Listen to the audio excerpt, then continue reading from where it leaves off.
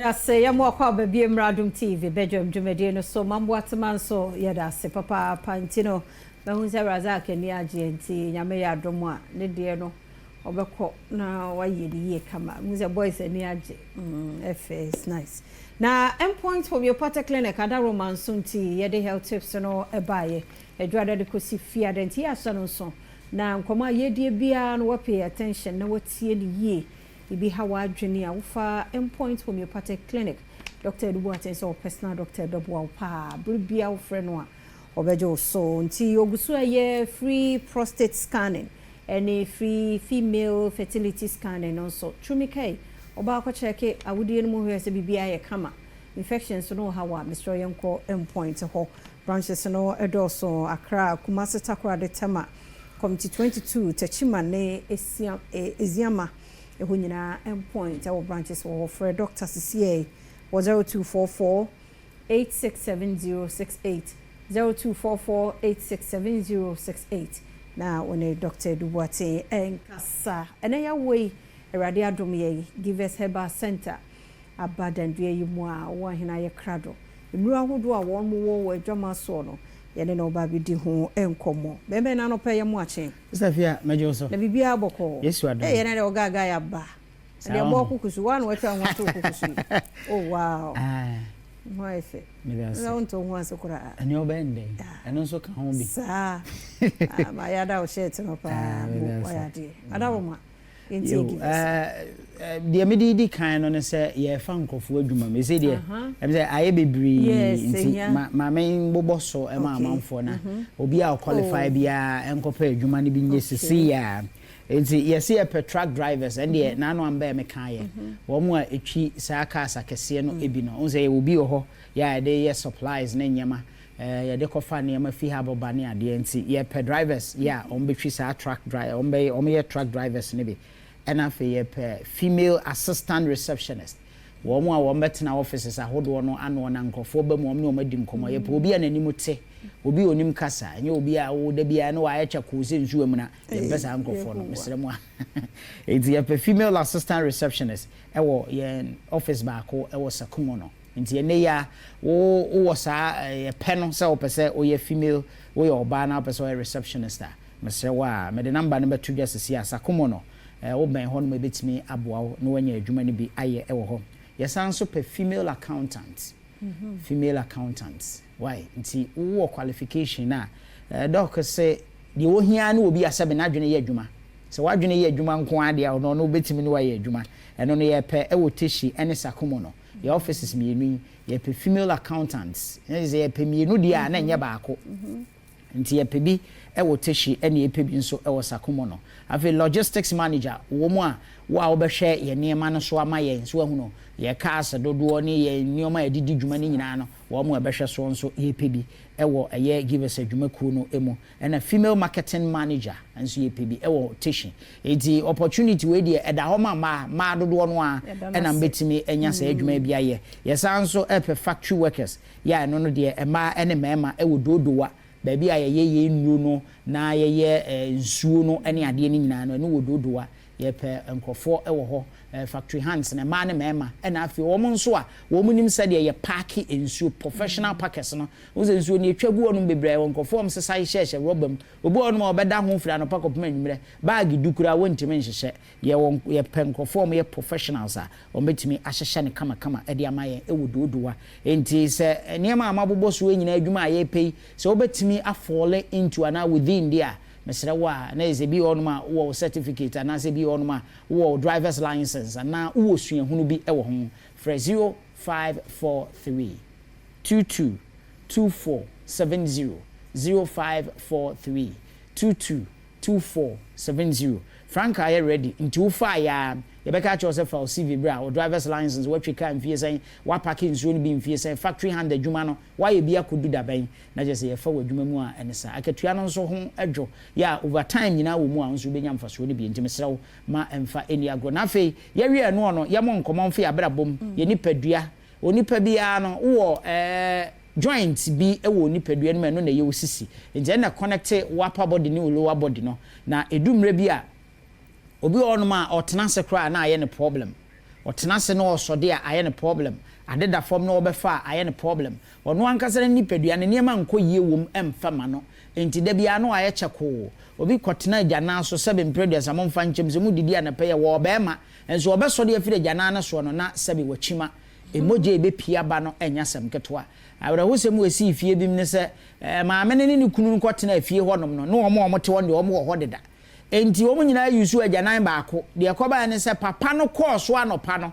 wo mo ko obiem no na chese moja awoso nyina nti no oba ba na abechimagu ade yesu seyi e na ompepaaye wo mo ko na ade chen no mo ko ya chese papa yi na chese wakosa ade ni so nyina se kokko ha na nya gro wo no kotena so a enyeyi na chese ade awrekosam e na eba enti no anse wo mo frɛ me na mka chom se wo give us cool capsules wo ho we no ya be ma na no ma beboa saa ne ma ni nyina to betwa enka ne na esusa ne wa ade bi e frɛ ne kokobo wo ho enipa ho na obi o ne de eba entime nko se no de eniema ne ba na besene kɔ a enko se no nso sa akɔ back no won de ne nkɔ na etete obi okɔ agye so omde ntomago bi ogwa wom kɔ kane butu ho na oma pia kɔ hye ne yam abusua wenum nyina eye kokɔ ni niema wodo bi a etete ni padua ene de ba enti aduru a wo beto anom enie give us cool capsule say enete be ma waso ne sisi eda ho se lower body no wa upper body ne betimi a ye adwuma abomu a na gina osisi ne so wankasa dumbe bi a ayi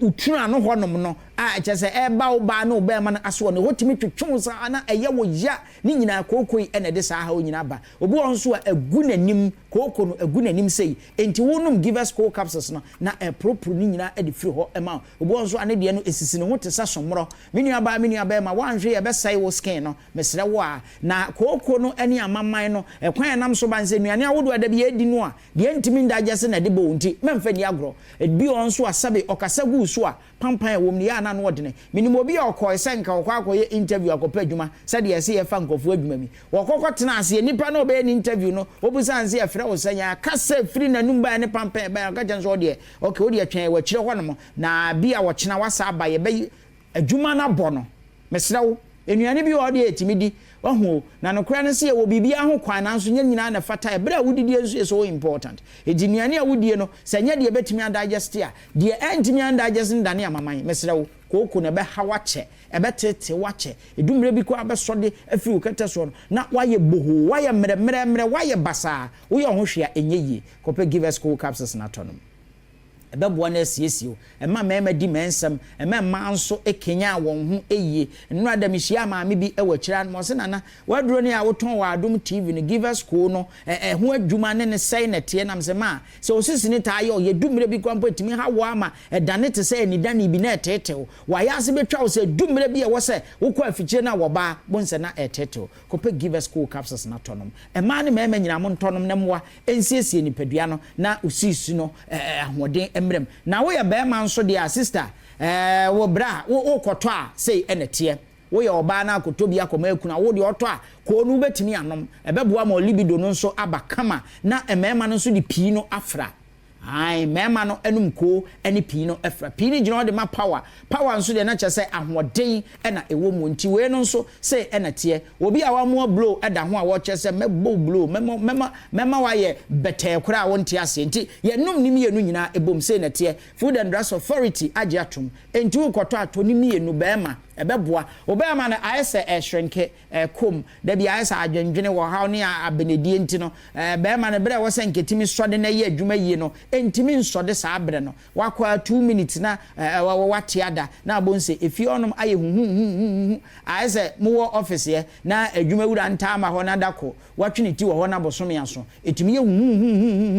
papa obetu akatuam anaso obepam nipa anade na ebekoso se wonum sa aduro we mienu se bema mesrewo ye be bo mo apia anopa so de ye be ma oti na no meka ye ti no nso wo di a na kosua no ne ade no ye de sika na etwa guy wo be fine papa eti mesrew memfa ni agro ko pe give us cool capsules any p capsules no to say na etie no afrɛ wo 0543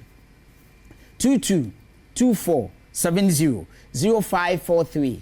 222470 abusia okoto a no wafrɛ yi o enye sɛ wo nkoto ye no na wo frɛ me na wo fra agede yan mesrɛ okoto bi na frɛ yɛn ne yɛn kyɛ ɔkwan abefa so abɛnom no na enyi mu amaman a enya papa ni nyina ebe clear entini no a kyese mogya ne nsuo ntimi mfamuo no ye adumre bia wo na won se aye tititi wonan aye tititi wo kokora mpo a enye ye ompabo atimi wroto obi timi tia dadoa so kora wo hu se dadoa so ene watia amaman na de wo ha wo nyina ba etikope give us cold capsules any p capsules ne tonom mesanso wo wei e wo hanom a eno no infection etu ase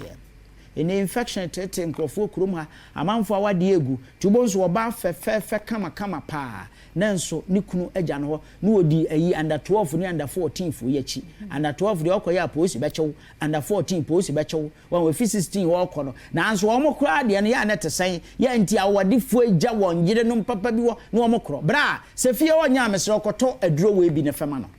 no mfa nsiesie ne ho ma wate sanza wankasa no ehonom ye anika na wa akona da bia wote o na ade wa ye ho se waboye mfi taduku ahyenta abo space nti de ekoso bi amfa ho a oha ne ba won so ebi bekam infection wo ba no ebi beba ho infection bi obema no ho a wo ba wo ni hia nso ebi beba no ho it give us GC mixture and give us GC capsules ye num ni mienu nyina bom ebeboa na atu infection nyina ase e de ama candidiasis and syphilis ayi genital herpes ni nyina ebeboa na atu ase ensu fie gugu ni nyina ebeyi afiro ama pampan a wo kwa fikyire wi a wo ba na abatena so no ebetu ase frɛ wo 0543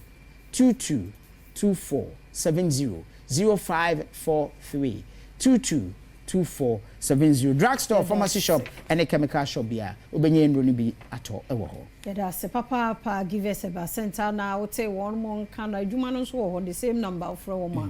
omo beje so na nyame ya Adom Avals Day Adom 106.3 FM kira wodo shock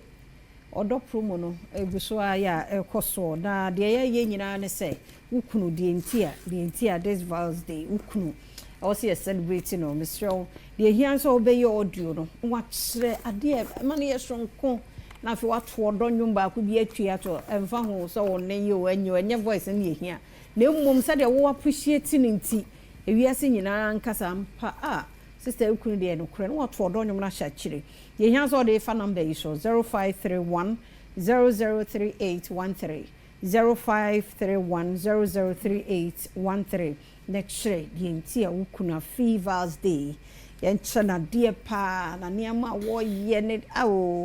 kire wodo shock no se me ma ya no mompe afi e kire wo mo se bibi ho nti we no ene Ghana Ace Commissioner Adom ne UNFPA you fresh drinks Adom ne de bro won nti Mr. opportunity ni send audio no ene fa nwom ne touch won fa bra se be ya ye be shortlist na ye hu qualify because be brain na de won mu de ba ti se odi ni di mu ani wona wo kro no ye nyina no so ye fa nkomo ni si wa ha me de afia amankwa tamaklo me kwa akwasi aye crowd de asemi di kan to so wi a pensem mo no akoso ye da se e kwaba